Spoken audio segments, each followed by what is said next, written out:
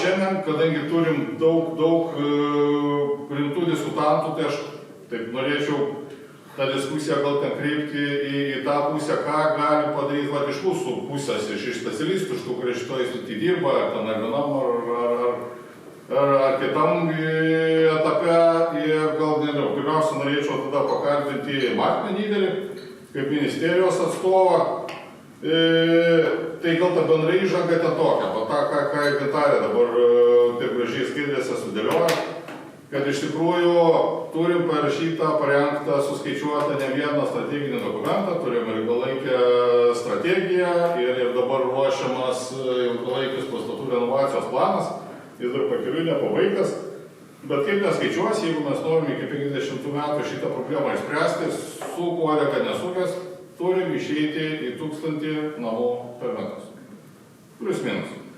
Tai matematika negailestinga, realiai, ką vartyka Gintarė rodė, tai daroma apie 300-350 namų vidutiniškai per metus, tai ten ta skylė yra pakankamai didelė.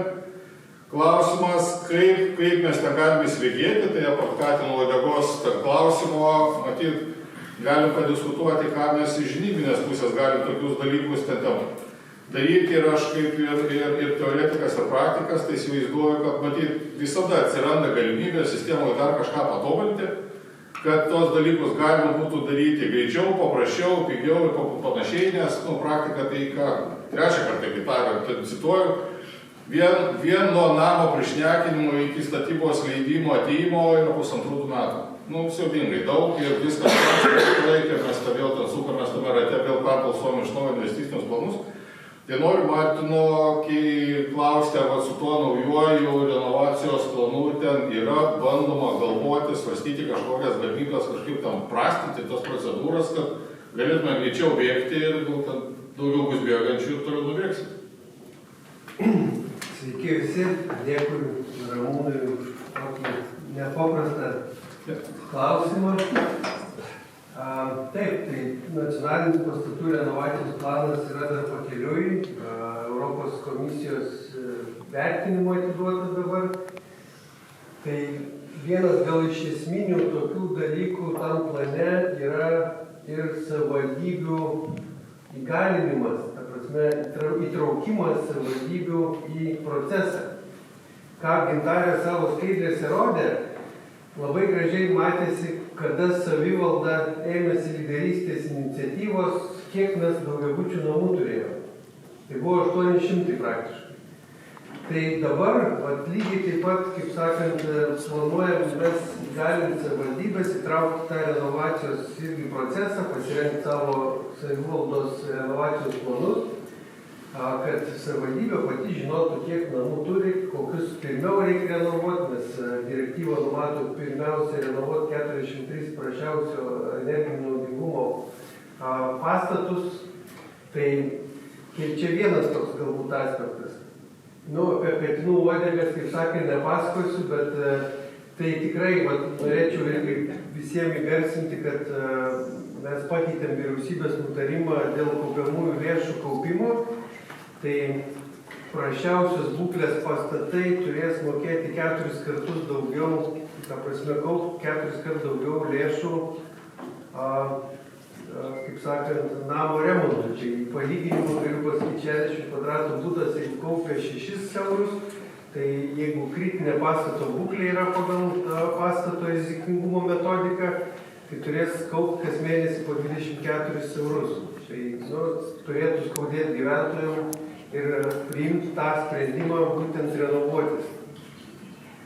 Toliau sekantis gal toks žingsnis, kas palengvins ir Ramūnas gerai mini, ilgi labai procesai, tai planuojam keisti viešųjų pirkimų įstatymą, tai tas įstatymas yra pakeliui. Tikiuosi, kad rudens sesijoje bus jisai priimtas, tai bus taikoma daugiabučių modernizavimo išimtis, tai nebus taikoma viešieji pirkimai, bus taikoma vyriausybės nustatyta tvarka, greičiausiai tai bus vyriausybės nustatyta tvarka, tai ta prasme vykdomi pirkimai, tai bus, aš manyčiau, gerokai paprasčiau, taupomas gerokai taip pat ir laikas. Tai čia tikrai ta žinia, aš manau, rinkoje turėtų būti sutikta džiugiai. Tikrai trūko mums įtikinti ekonomikos ir inovacijų ministeriją šitiem pokyčiam. Tai čia trečia toks dalykas.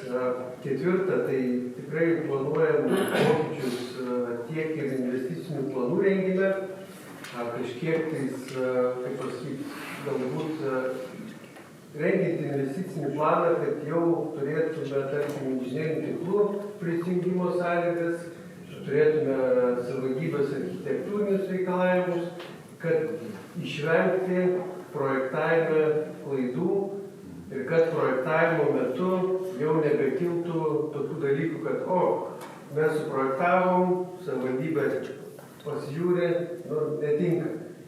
Tai tokių smulkių visokių pataisimų tikrai nusimatome.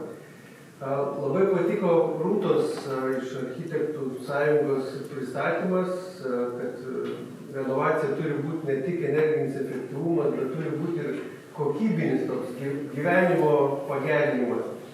Tai taip pat planuojame pasirinkti tokį, kaip pasakyti, architektūrinės gaires, kaip daugiabučiai gali būti modernizuojami. Su praktiniais pavyzdžiais, ta prasme, su pasirinkimu, kad gyventojai turėtų iš ko rinktis, kad atneša investicinį planą, pas tave bus tinkuojamas pilkas fasadas, žodžiu, tu čia nesiginčyk ir visa kita. Kad gyventojai matytų, kokių yra galimybių modernizuoti daugiabučius namus. Ir dar vieną dalyką buvau prisiminęs. Gal tam... Diskusijai, ten dalykai iššūkiai, pečių visokiai, ten gal ir taip mažai. Tai gal tada Gintarę noriu ten klastingai dabar paklausti. Tai įžanga mano vis tiek būtų ten tas 1000 namų ten per metus kaip siekiamybė, į kurią ten traukiam, brūkamės, bet ten taip niekaip ir nenueinam. Tai imkim ir dabar užmerkę akis tą sufantazuokim. Šas ten nukryto krūvą pinigų, tiek, kad tos 1000 namų per metus ten galim imti padaryti. Tai va tas klastingas klausimas toks. Realiai mes ten galėtume suvalgyti šitokius kiekius pinigų ir kokybiškai tą 1000 namų pasileisti per... Nes, renovacija yra kaip didelis konvejeris, ar ne? Ta prasme yra daug veikiančios namų, ilgi procesai. Ir jeigu iš 10 tų etapų 9 veikia ko puikiausiai, o 10 ne, tai stovi visas konvejeris. Tai man įdomu jūsų paklausti. Jūs esate, kaip pasakyti, tas didysis kompetencijos centras, į kurį suplaukia visi geri, blogi praktika ir pavyzdžiai, ir juos ten sprendžiat. Niekas geriau už jūs ten tų dalykų nejaučia. Kaip vis dėlto ten su tų srautų suvaldymu? Ar iš tikrųjų mes ten turim to potencialo, ne vien teorinio, bet ir praktinio, kad jeigu ten tų pinigų nubirėtų, ir čia, kaip pasakyti, su tą katiną uodegą išsispręstume, kad ten šasti ir nuvažiuotume. Ar nuvažiuotume, ar ne, vis dėlto yra ten siaurų vietų, kurios ten, vis tiek kažkaip turėtų būti dar papildomai sprendžiamos, stūmimos, gyvenamos ir taip toliau. Ne, nenuvažiuotume. Jeigu dabar išmeta tiek pinigų, kad iš karto užtenka 1000 namų, ne, tikrai užtenka. Todėl, kad visų pirma, to 1000 neturim, nes kviesdavom visą laiką 300. Tai kiek kviečiam, tiek ir padarom. Reikia nepamiršti ir čia galėtumėt man sakyti, tai va pinigų nebuvo. Pinigai yra būtina sąlyga, bet neesminė. Jeigu nebus pinigų, mes negalėsim ko padaryti. Mes neturime užsitikrinę rinkos. Mes kažkada paleidom 2000 namų, 13-15 ar ne, ir kas pasidarė? Mes išsipūtėm taip, kad nebepajėgėm, kaip čia pasakyti, suvirškinti. Rangovai pradėjo bankrutuoti, prisėmė tiek objektų, kad nebegalėjo dirbti, nusiųsdavo vieną darbuotoją, jis ten apeidavo, gyventojam pasirodydavo, kad kažkas vyksta, bet niekas nevyko, prasidėjo bankruotai ir visi kiti dalykai ir tada valstybė sako stop, mes nesam tokios rinkos neturim, negalim paleisti ir tada atsirado kvietimai, bet rinką galim turėti. Jeigu mes iškomunikuojam, rinka žino, kad ateis tokie pinigai, ateis jie nuolat kviesim tokį tai projektų ciklą ir dabar turim tuos pačius rangovus projektuotus, nes man atrodo, kad projektavimas yra didžiausia dabar pas mus ta skylė, kuris suvalgo visą laiką. Nes patvirtinam investicinį planą, na, ir reikia pirkti techninį darbo projektą. Ir mes po 1,5 metų 10 kartą klausim, kur jūs esat, ką jūs darot. Tai nelegali statyba, tai kažkokie tai kultūros paveldo reiškiniai išlindo, tai reikia specialiosios ekspertizės, tai reikia tyrinėjimų, tai kažkokie tai neįgaliųjų ten arba gaisrininkų reikalavimai, naujo namo statybos ir va visas tas reikalas, kol gimsta statybos leidimas ir techninis darbo projektas, o tų projektuotojų nėra, dar nusipirkti negali, nes konkursuose nedalyvauja, jie visi kaip ir rangovai kažkur naujoje statyboje, vienbučių statyboje, kažkur kitur dirba, nes žino, kad renovacijos rinka nestabili. Čia biškai pakvietė, dabar gal nekvies ir man neapsimoka nei auginti savo resursų, nei savo ten inžinierių, tai čia viena rinkos dedamoji, kita, kodėl negalėtume. Mes neturime kompetentingų, su visa pagarba jūsų kompetencija yra administratorių. Ne per seniausiai buvo vienoje savivaldybėje, lygiai prieš 2 dienas, neįvardinsiu savivaldybės, įgyvendina 50 namų, 2,5 etatų.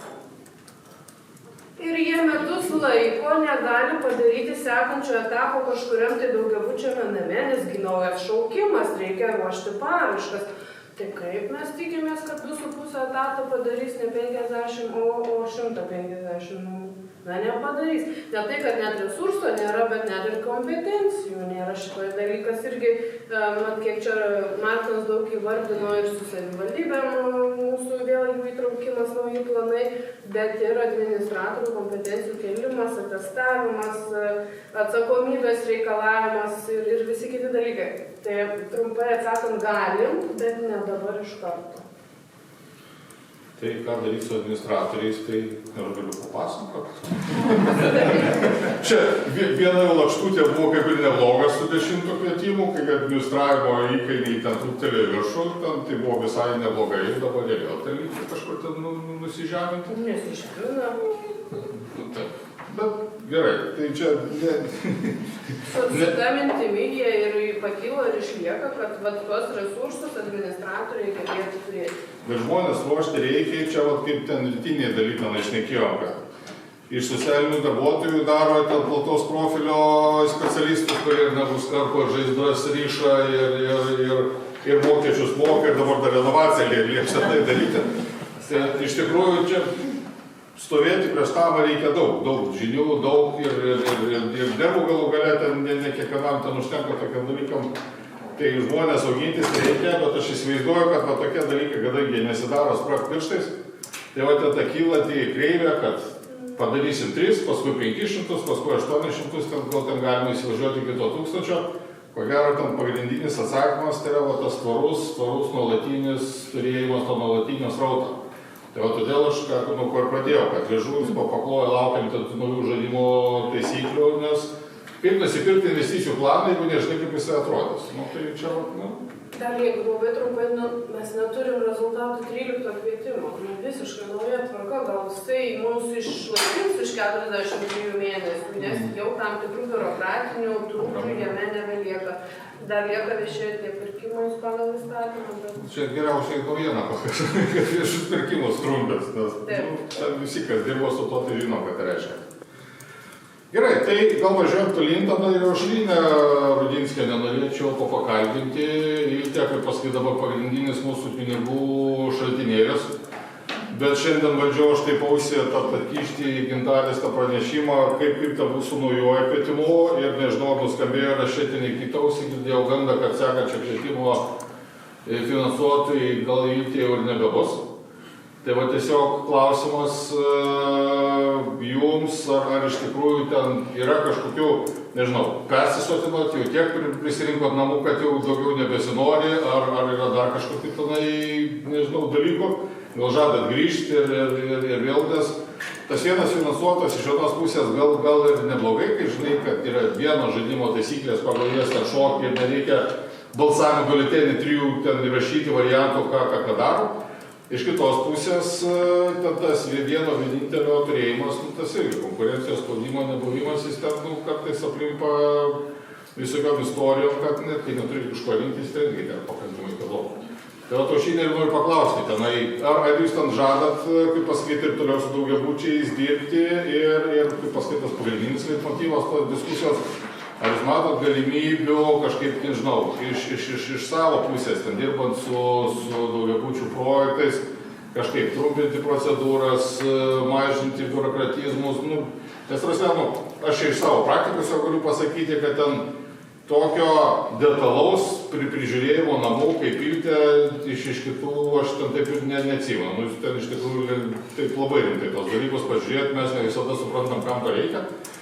Kodėl ten reikia, kaip pasakyti, kiekvieno buto savininko su turto dalimi ten susiregistruoti dar prieš pradedant renovacijas, bet vis tiek klausimas. Tai kaip jūs į tos dalykus planuojate, žiūrėti ir Tai aš tada į dvi dalis paklausimą. Pirmą dėl to persisotnimo, tai dar besisotina esame, nes ir Gintarė rodė, kad iltas kvietimas buvo labai didelis ir didesnis, negu visi planavom, mes ir nesitikėjom tokio didelio, bet nenusigręžiam.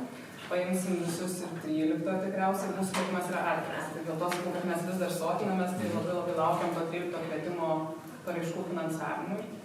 Kas bus ateityje po to, jeigu reikės, kada nors tikriausiai grįšim. Ir dėl to konkurencijos elemento, tai nei mes konkuruojam, nei Šiaulių bankas, ar tie dabar čia tvyruojantį nekonkuruoja. Nei mes su jais, nei jie su mumis, nes tiesiog buvo paskirstyti kvietimai, kad vienas skirtas Ilkai kaip nacionaliniam plėtros bankui, kitą paėmė beje EIBAS, tik tai EIBAS skelbė viešąjį pirkimą ir jį laimėjo Artėja ir jis yra tiesiog finansinis tarpininkas, tai to komercinio banko konkuravimo nėra. Jo labiau, kad mes konkuruoti iš esmės prigimties negalim Ilte, nes pagal nacionalinio banko statusą galim ateiti tada, kada rinkai reikia. Kada nieko nėra, niekas neima, tai jeigu ateities kvietimų komerciniai bankai neims, tai tikrai komerciniai bankai svedantis panašiai tam konkurenciniam rinkos sąlygom, tikriausiai vėl nacionalinis plėtros bankas. Tai jeigu kažkam reikės tiesti ranką, tikriausiai, kad renovacija būtų pagalvota 1000 namų. O ta antra dalis, tai mes labai išmokom, aš manau, kad mes išmokom, nežinau, ar visi pastebėjo, gal dar, jūs sakot, nepasistebi, kad su šitų naujų kvietimų, naujo etapų, nuo 9-13, kur paėmėm iš APOS, tai bent išmokom patys APOS darbą nedubliuoti ir jūs, pavyzdžiui, nebeprašom pateikti biuletenį. Nebeskaičiuojam iš naujo, jums administratoriam nebereikia patiem protokolų perskaičiuoti biuletenį, viskas gerai. Jeigu APO pasakė, kad tie namai yra tinkami, mes patikėjom ir juos paėmėm. Tai patys savo darbą susimažinom ir jūsų neerzinam antrą kartą užduodami tos pačius klausimus, kuriuos jau tik uždavė APO prieš tai, jeigu kažkas tai buvo ne to. Ir šiaip girdim visas pastabas, kurias gaunam ir bandom atliepti kiek įmanoma, bet gavę tą nacionalinio plėtros banko statusą mes įpridom į dar didesnį reguliavimą. Dabar mus prižiūri Lietuvos bankas, mes privalom raportuoti ir to smulkmeniškumo, kaip be nori, toj finansiniai dalykai ateina gyventojų lygiai, atsirado daugiau.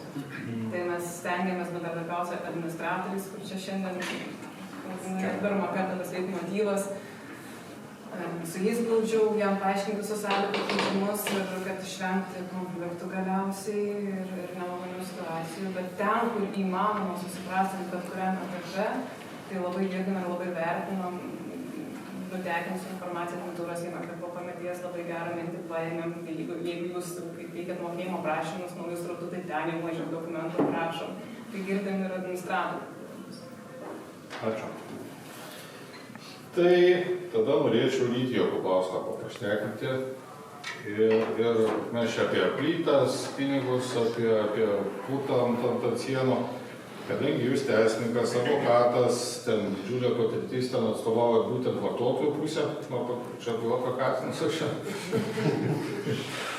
Tai kaip jums atrodo visas šitas reikalas, nes atrodo, kad čia sėdi didžiulė salė, šitie protingų galvų, šitie galvojam, šitiem dėliojam. Ir kartais ten gal nueinam ten iki tokių jau ten santykinai smulkių dalykų, kaip čia kažkokie sąrašai, ten protokolas, ten toks ar toks. Kaip jums atrodo, ar čia gal galima ten ir kažkokių ten dar pakankamai didelių sisteminių dalykų tose dalykuose žiūrėti, kur galima ten nukirsti kampą, greičiau nubėgti ir ar kažkokias motyvacinės žinutės ten išsiųsti, kur kas aiškesnės, ką valentiniai dienos pusėje išnekėjom. Kaip jums atrodo? Dėkui, tai atrodo labai liūdnai. tikrųjų ir šiek tiek graudoka netgi klausytis tų diskusijų, kurias aš čia girdžiu šiandien visą dieną. Aš manau, kad yra labai stipriai, kaip čia, praleidžiami tam tikri esminiai momentai ir tada susikoncentruojama į kažkokius tai dalykus, kur va, čia biuletėniai, dar kažkas tai, bet kažkokia tai esmė yra paliekama. Ir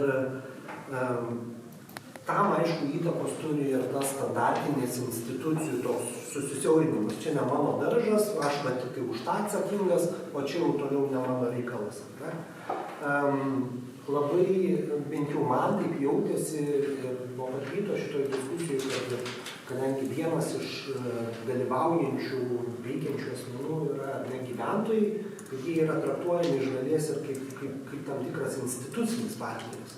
Ne, su jais ir vos nesiekiama bendrauti kaip su institucija, bet tai yra žmonės. Ir čia, vat sakot, garstyčių reikia, kad jie priimtų sprendimus, nereikia. Pasižiūrėkit skaičius, jie visi nori. Aš pats gyvenu daugiabutyje, aš pats noriu renovacijos ir visom 4 stabdyčiau tą renovaciją, jeigu šiandieną jinai būtų. Kodėl? Dėl labai paprastos priežasties. Gyventojai nori turėti galios procese, turėti sprendimo galios. Šiandieną gyventojai, didžioji dalis, jie yra visiškai priklausomi nuo administratorių. Atleiskite, mano administratorius metus laiko išrašinėjo sąskaitas už stogo apžiūrą, kol galiausiai mes pasakėm, nu tai gerai, parodykit, kaip jūs tai darote. Nes mes žinom, kadangi raktus nuo stogo turi gyventojai. Administratorius net neturi raktų nuo stogo, bet jis mums išrašo už tai sąskaitas. Ne? Ir dabar aš pasitikėsiu, kad toks namo administratorius bus atsakingas už renovaciją, pamiršti. Tai va čia yra problema. Yra problema, kad gyventojai yra neįgalinti. Ir čia labai didelis toks puntuko dydžio akmenukas, manau, yra aplinkos ministerijos pusėje, nes kažkaip tai UABus, asociacijas, viešasias įstaigas galim steigti elektroniniu būdu. Nu, bendrijų šiai dienai, 26 metais apie skaitmenizaciją, dirbtinį intelektą kalbam, bendrijų įsteigti elektroniniu būdu dar nėra galimybės, nes nėra patvirtintų standartinių nuostatų, tai nors visos bendrijos veikia standartinius nuostatus. Čia daug lengviau yra tai standartizuoti negu ten kokias asociacijas, bet šiandieną vis dar tai nėra padaryta. Tai va čia yra problema, mano manimu, giliausia ir būtent tai ir yra priežastis, kodėl mes nepasieksim jokio proveržio. Mes gal garstyčių pagalba pavyksta nuo 300 spustelti iki 3 tam, ar ne, gal dar kažkiek, bet viskas bus per jėgą, per pykčius, per susipriešinimus tarpusavyje. O tam, kad įgalint, nes pasižiūrėkit, ta prasme, viena iš priežasčių, kad irgi kalbėjom, kad kodėl didžiuosiuose miestuose yra tokia problema su renovacijų. Bet jūs pažiūrėkit, kokie yra santykiai gyventojų didžiuosiuose miestuose su tais administratoriais. Nes aš tikiu, kad mažesniuose miestuose to problema tikrai nėra tokio masto, kaip yra didžiuosiuose miestuose.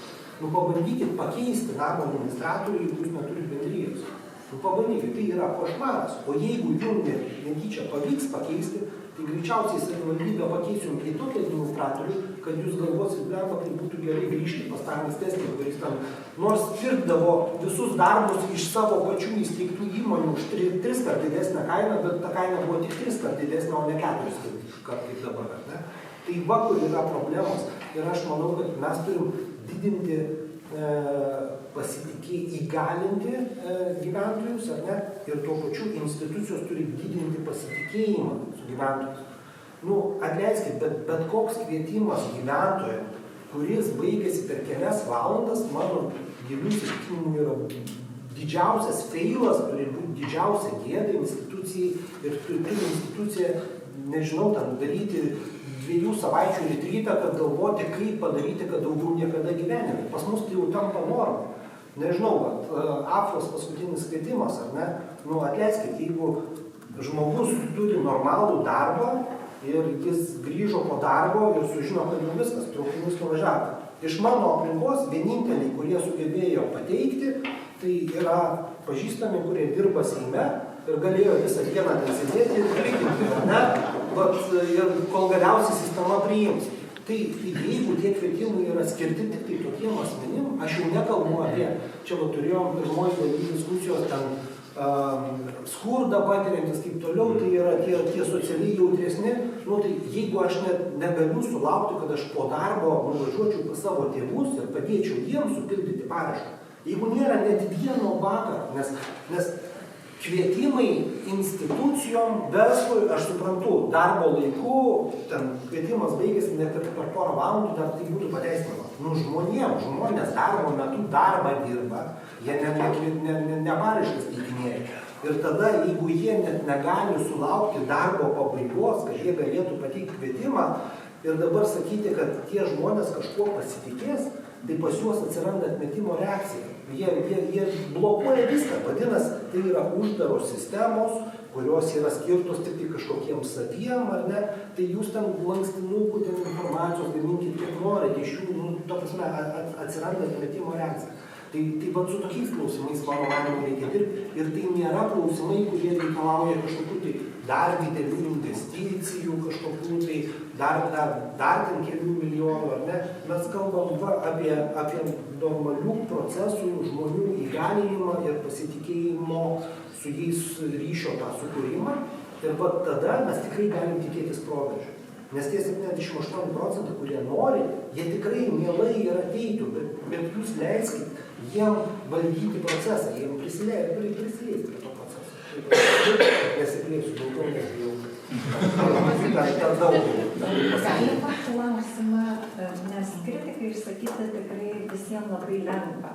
Tad o koks būtų pasiūlymas? Nes APA irgi, šiuo atveju aš būsiu tikrai jos pusėje, nes sistemos telkimas šiandieną ir aš manau, kad ištaisys ir padarys. Bet gyventojų susidomėjimas yra didžiulis. Lėšų suma buvo didžiulė, ne? Ta prasme, gyventojai irgi nedirbs po darbo tam tikrą prasme, kad visi galėtų pateikti, nes dabar buvo tiesiog kas pirmesnis, tas gudresnis, ar ne? Nes pasirengė nesuma didelė, 13 milijonų, tai yra dideli pinigai. Tai bet kokie būtų pasiūlymai apart kritikos, ką turėtų padaryti? Aš suprantu, kad kritikuoti yra lengviausia ir taip pat lengviausiai yra į kritiką reaguoti, kad jūs šitį kritikuojat, nieko nesiūlot. Tai, žinot, dar kas pablogina, beje, aš truputį plačiau gal, kas dar pablogina tą situaciją, kad tada prasideda pirštų badymai. APA sako, mes čia tik tais vykdom tai, ką ministerija mums nuleido, ministerija sako, tai čia APA konkursą vykdė, ne? Tai tada, kaip žmonės tai girdi, tai vadinasi visa sistema. Tai vadinasi ne tik viena institucija, bet ir ministerija, vadinasi, visi jie yra tenai kažkokie tai blogiukai, ne? Ir tas nepasitikėjimas atsiranda visa sistema. Ir čia, aš manau, yra labai didelė problema mūsų valstybėje. Aš pats esu užėmęs pakankamai rimtas pareigas ir viešajame sektoriuje. Ir turiu pasakyti, kad tai yra nepamatuoti, neapgalvoti, priimti sprendimai viduje. Ta prasme, tai, kad kartojasi kvietimai, kuriuose, ar ne, ten per porą valandų vadinasi yra kažkas blogai. Ir ieškoti tų sprendimų tikrai galima, jeigu norima jų ieškoti, nes aš šiandieną nematau noro jų ieškoti. Nora padaryti tą patį, tik, čia truputį kažką tai kosmetiškai, bet tą patį iš esmės daryti. Tai tų būdų apsukti tikrai yra. Pavyzdžiui, yra, nežinau, čia toks gal nelabai susijęs, bet pirmas, kas man šauna į galvą, nes artimiausias gal man kaip nevyriausybininkui, turėjom tokių problemų su nevyriausybinio organizacijų kvietimu irgi. Pinigai labai greitai baigėsi, ar ne, ir problema yra, kad vėlgi, nes šiandieną tai tapė nebe kas pirmesnis, tas gudresnis, bet šiandieną tai yra tapę žiūrkų lenktynė. Tai yra, aš manau, kad terminas turėtų būti dar radikalesnis. Tai tikrai galima keisti procesus, galima daryti visokias išankstinės registracijas, galima dar ieškoti tų sprendimų. Tai tikrai nėra, kad tų sprendimų neįmanoma rasti. Nėra taip, kad neįmanoma rasti. Ir mes šiandien šitoj diskusijai irgi jų nerasim. Ir jeigu jūs įsivaizduojat, kad aš jums dabar pasakysiu sprendimą, kaip tai padaryti, tai tokiu būdu sprendimai yra neieškomi. Gal, žiūrėkit, Kritika, tą gal priimsim, sprendimai yra tikrai ieškomi, ne mūsų čia, iš dabar su Rolanda esam srities šitas klausimas, bet mes parnešim, kas su tuo dirba tikrai. Bet gal aš užbaigsiu, nes į daugiabučius grįžkim, kad net ir tas iš ankstinės eilės ir viską padarius, tų 13 milijonų neužteks ir tų nepatenkintų vis tiek bus, ar po darbo sversim, ar ne. Aš matau, kad visų laimingų ir Martinas dar nori pridėti, aš pasitiprinsiu klausimą, ką Rytis dabar pasakė. Ne, aš gal truputį, ką gerbiamas Rytis minėjo dėl bendrijų tų steigimo elektroniniu būdu, tai noriu informuoti, kad mes ruošiam bendrijų įstatymo paketą ir rudens sesijų tas turėtų būti jau priimta. Tai džiugu, nes aš apie tai rašiau aplinkos ministerijai prieš 3 metus. Tai džiugu girdėti, kad jau ruošiamas. Tapo į priekį. Tas aš irgi man čia labai knetėjo įkišti liežuvį į tą bendrijų buvimą ir nebuvimą. Tiesą sakant, man tai iki šiol ten pakankamai keista, kaip mes ten tą pusiau sovietinę kažkokią daugiabučio nuomų administravimo sistemą turim, kai privati nuosavybė, daugiabutis namas su ten šitiek savininkų, turim savivaldybės įmonės, kurios prižiūri privačią nuosavybę, užbaigsiu. Nes, jeigu analogą įmant, visi esame mašinuoti, mes galime įsivaizduoti, kad savivaldybė pareigota įkurti automobilių priežiūros, kad savivaldybė man padangas pakeistų, pripūstų, tepalus keistų, dar kažkokį, nieks tokiais ir tai neužsiima. O daugiabučiai, užaugo nauja karta Lietuvoje, kuri šventai įsitikinusi, kad jinai turi tik tai butą, o jūs ten savivaldybė greitai daro čia man renovacijas, čia uždyka geriau ir panašiai. Tai aš manau, kad tenai čia sisteminio, ten sisteminis reikalas ir kažkaip į tą bendrijų kūrimo skatimą ten turėtume žygiuoti. Aš kažkada ten atsimenu, kad mes su estais ten apie tos dalykus ten diskutavom, tai estai tikrai labai senai prieš gerus 15 metų padarė šiaurietiškai labai paprastai. Jie įstatymą ir parašė. Daugiabutis namas yra juridinis asmuo, o toliau viskas pagal akcininkų įstatymą. Ir tada paaiškėja, kad tu atsakingas ne vien už tai, už ką nusprendai, bet už ką nenusprendai, irgi atsakingas. Visus nuostolius, visas bitkas, ir tada skatimas, motyvacija, tas driving forces daryti sprendimus ir juos paruošti ir teisingai padaryti ir pasirodo, ten duoda visai neblogus rezultatus. Todėl aš čia per daug savo leidžiu su komentarais. Tai nežinau, aš suprantu, kad Martinas jau ten gerą žinią ten jau neša, kad į tą pusę žiūrima, dirbama. Ir gal tada važiuojam tolyn, norėčiau Igną Simonaitį pašnekinti Kaišiadorių vicemerą. Tai kadangi mes jau čia ne pirmam seminarė susidurėm, tai aš pirmiausia, tai noriu išreikšti susižavėjimą, kad ten, kadangi pats esu savivaldybėje dirbęs, tai žinau, kad politikai tai dažniausiai nori būti tada, kai reikia karpyti juosteles, prieš kameras parodyti, kaip jie nudirbo. Ignas iš tų, kurie stovi pačioj, kaip pasakyti, nepalankiausioje vietoje, kai reikia tiesiog rajone imti ir užkurti tą visą renovacijos procesą. Nes Kaišiadoris į pirmūnus kol kas tada nepataiko, bet matydamas Igno už užsidegimą, tas man daro ten didžiulį įspūdį. Tai klausimas, kaip iš savivaldybės pusės, iš vicemero pozicijų žiūrint, vis dėlto, kas yra patys sunkiausi dalykai, kurie ten daro, kaip pasakyti, sunkiausius iššūkius, kas stringa, kad įsivažiuoti ir tą konvejerį pasileisti, ne iki 1000, tą padalinkim iš 60 savivaldybių, bet tai į tą pusę dėl to, kur didžiausios kliūtis, kas kliūdo ir ar daugiau bėdus savivaldoj, ar ten į sostinę žiūrit, ar ten galinį kartą tik tai pinigų ir tai prašom. Tai gal dėl to dalyvauju, kad tas toks buvimas politikų, tai mano labiau patirtis yra valstybės tarnautoja ir aš investicijų skyriui 10 metų pradirbęs ir dabar čia tik trumpas laikas, kai aš šitose pareigose, tai kaip dirbau su projektais, su finansavimu, tai taip ir dabar tas rytį pasiėmęs ir stengiuosi dalyvauti.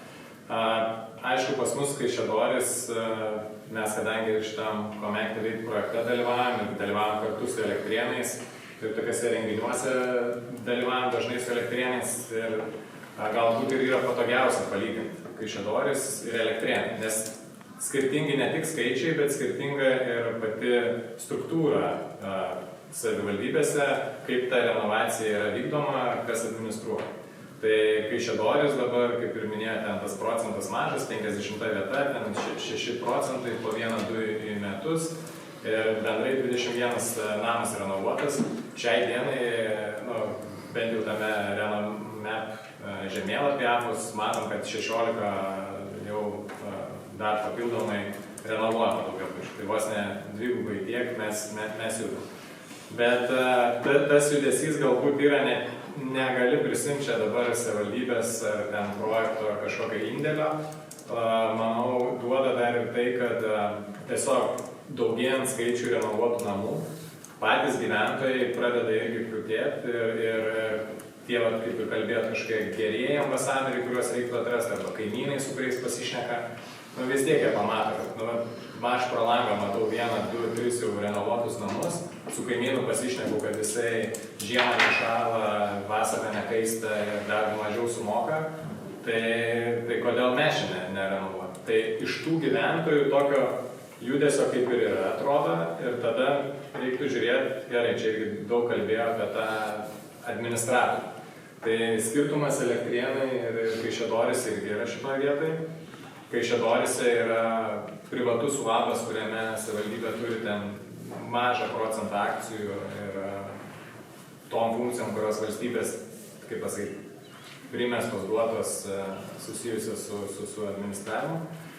Ir Elektrėnų atveju, tai čia gal detaliau pasakys, yra komunalinis ūkis, kurie apėmė vandentiekį, šilumą, tą pačią pastatų priežiūrą ir taip toliau. Tai, kaip pasakyti, tas svertai, savivaldos sprendimas mūsų atveju, mūsų įmoniai mažiau įtakos turi, negu, aš įsivaizduoju, Elektrėnų savivaldos sprendimas ir jų įmoniai pasakyti, kad jums apsimoka, neapsimoka, bet jūs daro šitaip, nes tokia yra mūsų pozicija. Tai čia aš imčiau kaip gerą pavyzdį. Bet ką mes darom šitoje vietoje? Tai kadangi šitas projektas ir mes čia kaip pilotinė savivaldybė, daug ten užsienio partnerių daro visokias studijas, renka iš mūsų medžiagas ir taip toliau. Bet viena iš veiklų yra tas resursų informacijos centras. Mes jį pasivadinom renovacijos informacijos centru, Elektrėnai yra dar padalinę knygutes, ten irgi kažkaip patikslins, kaip pasivadinę. Bet mūsų tikslas ir buvo, mes matom, kad tame jau gyventojai po biškį juda į tai, kad jie nori, bet tas procesas vis tiek dar per lėtas pagal tai, kiek norėtų savivaldybė. Ir mes tą savo dabar projekto, kaip pasakyti, lėšas ir skiriam tam, kad savivaldybėje atsirastų dabar terminuotam projekto laikotarpiu etapas žmogus, kuris jau kartu su administratorium dalyvautų susitikimuose ir būtų jau grinai už.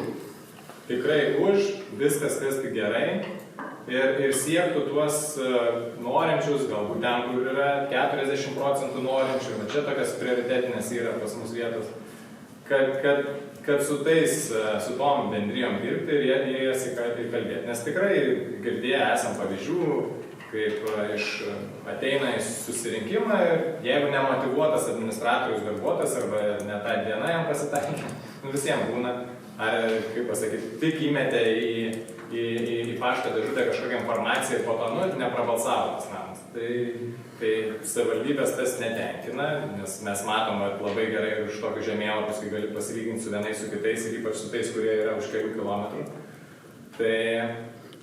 Tai čia yra vienas dalykas, tai mūsų siekis yra turėti savivaldybėj tokią biškį galę didesnę motyvuoti žmonės ir irgi matom, kad reikalingas atskiras žmogus. Dėl to, kad yra labai didelis krūvis, susitikimai su gyventojais vyksta po tų standartinių darbo valandų ten nuo 8 iki 5 ir taip yra savivaldybėj ten turto skyrius, kuriame yra darbuotojas, kurios ten tam tikras funkcijas atlieka. Bet tada irgi pasižiūrėsim, kokia čia patirtis bus su šitu mūsų projekto darbuotoju. Galbūt reikia kažkokių biškių pokyčių savivaldybėj, galbūt kažkokių pakeistų darbo valandų, nes didžiausias darbas yra susitikimas. Mes taip matom, kad didžiausias pokytis galėtų būti, jeigu mes įdėtume kažkokio indėlio daugiau tuose susitikimuose. Kas buvo dar įdomu, kad dabar irgi tas socialinio klimato fondas patvirtintas ir ten tikrai daug visokių lėšų renovacijai ir taip toliau. Irgi buvo konsultaciniai centrai finansuojami, bus finansuojami, bus įrenginėjami. Mes jau čia apsidžiaugiam, gerai, šitų projektų mes tą konsultacinį centrą atsidarėm, dabar čia dar gausim valstybės finansavimą ir jau važiuosim šitų traukų. Bet ten, kiek mačiau, yra 10 konsultacinių centrų regionuose. Ir tada vėl atsidurėme tą, kad mes tada tame Kauno regione, tiek Kaišiadorys, su 10 000 gyventojų mieste, esam toks labai lašelis palyginus mažesnis. Ir klausimas, ten irgi numatyta mobilios komandos, kažkoks vykimas tikriausiai į vietą. Galbūt tie žmonės, tai į tą lūkestį dedam, bet matyti yra žingsnis, jeigu yra savivaldybės noras pasiekti daugiau šitoj srity, tai ir pačiai savivaldybei investuoti tada savo biudžeto lėšas, mokėti savo kažkam žmogui, jam sudaryti sąlygas dirbtom valandom, kada jisai turi susitikimus su gyventojais.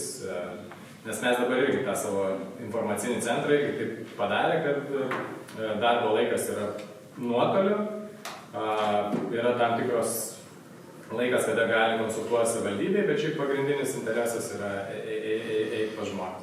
Ir aišku, tie geri pavyzdžiai, kai peržiūrima visa teritorija kompleksiškai, kai viešosios erdvės tvarkomos, tai irgi mes, kaip pasakyti,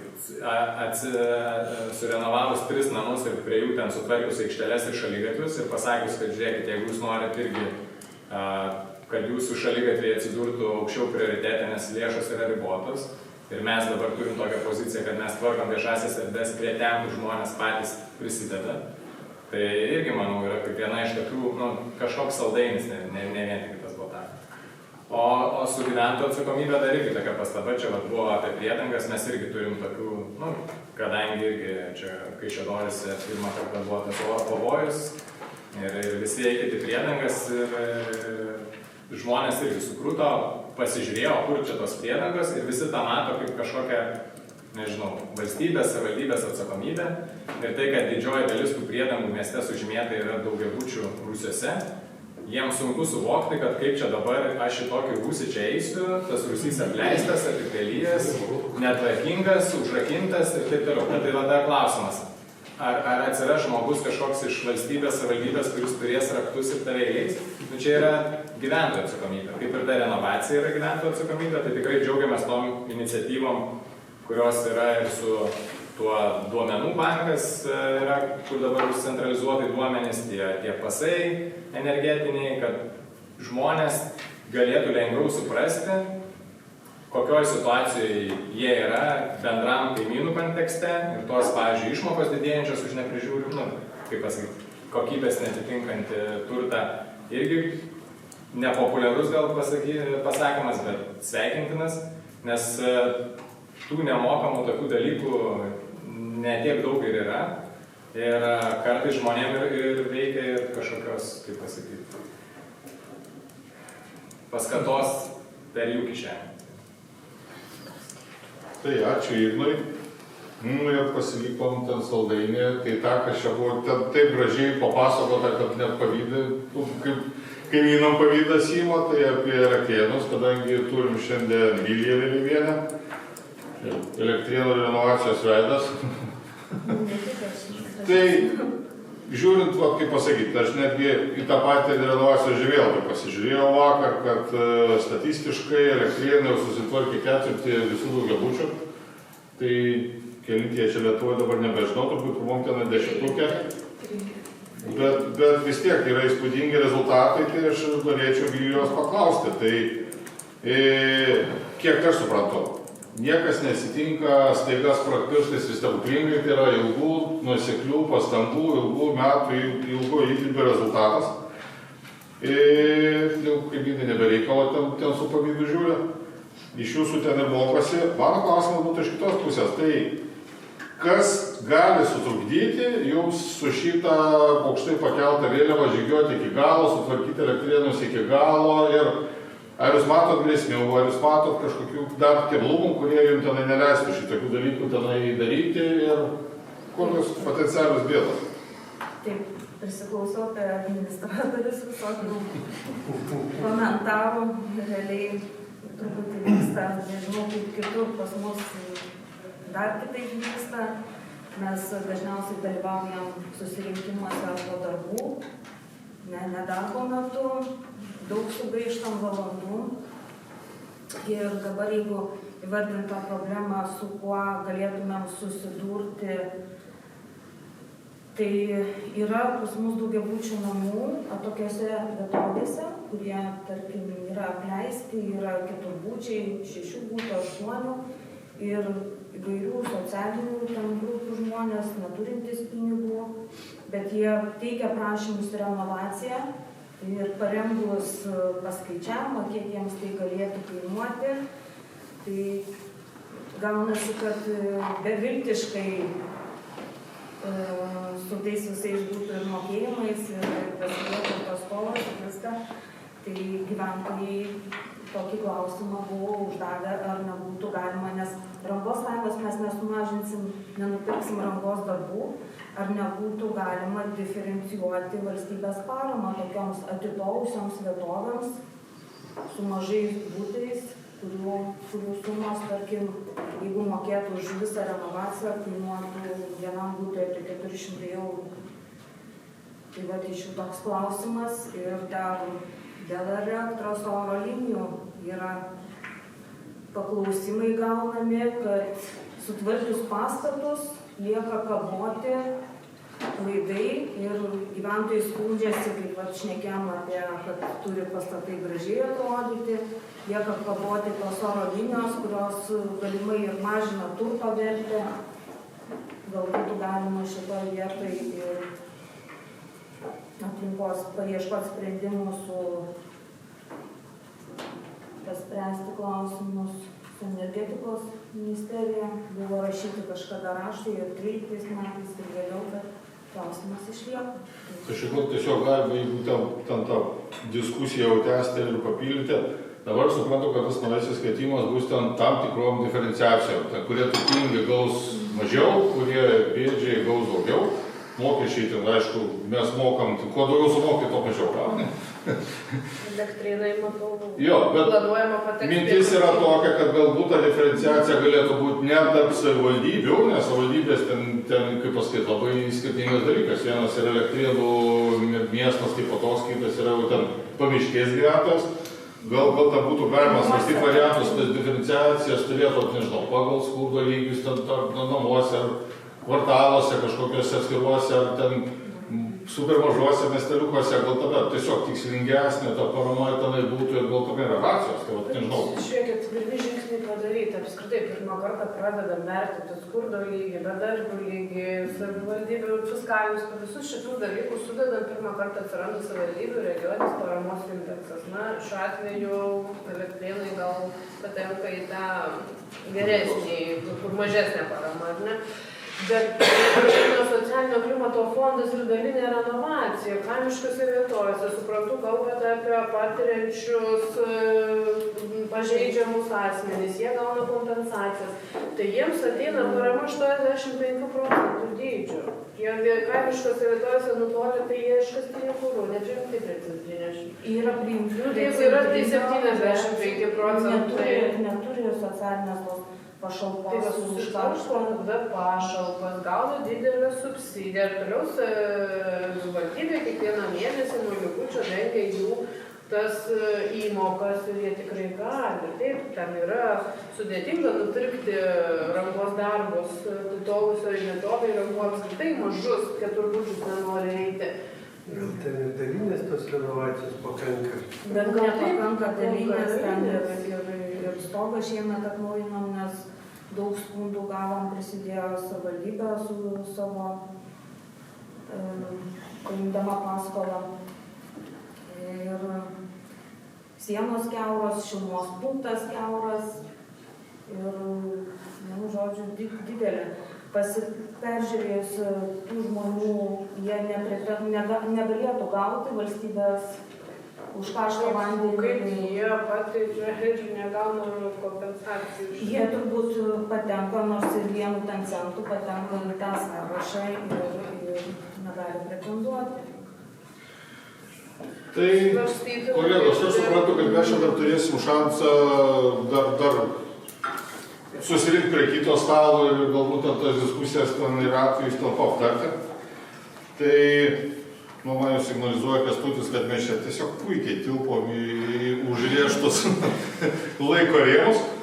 Tai ačiū visiems diskusijos dalyviams, ačiū už išsakytas nuomonės idėjas. Matau, kad čia visi pasižymėjo įdomių dalykų, ką važiuodami ar eidami namo dar kartą pagalvos, prie tų minčių idėjų grįžti. Aš tik tai vieną tokį, savo nuogastavimą dėl tos dalinės renovacijos, nes nepaisant to didžiulio entuziazmo, kaip čia mažoji renovacija yra puiku, tai aš ten taip nemanau, nes mano patirtis tai labai prasta šitą klausimą. Kai žmonėm papasako, kad tenai pasikeisi šilumos punktą ir sutaupysi 30% šilumos, tai paskui šitam name daryti normalią renovaciją jau nebeišeina, nes visi jaučiasi išdurti. Tai su ta dalinė renovacija mes irgi jau ten turėjom lapo į šitą programą, kad gal susitvarkom vieną sieną, kitais metais užsidėsim pusę stogo ir taip toliau. Tai rezultatas toli gražu nebuvo toks žalus, todėl kad kai 9 auklės, o namas vienas, tai galutinis rezultatas būna pakankamai prastas. Tai aš vis tiek tada keliu vėliau už tai, kad namą renovuoti reikia nuo galvos iki kojų, daryti kokybiškai, su visais bauhausais ir kitais ten gražiais dalykais ir atiduoti galutiniam vartotojui gerą kokybišką dalyką, kuris jau stovės sekančius 30 metų, džiugins savininkus. Ir mums bus arba.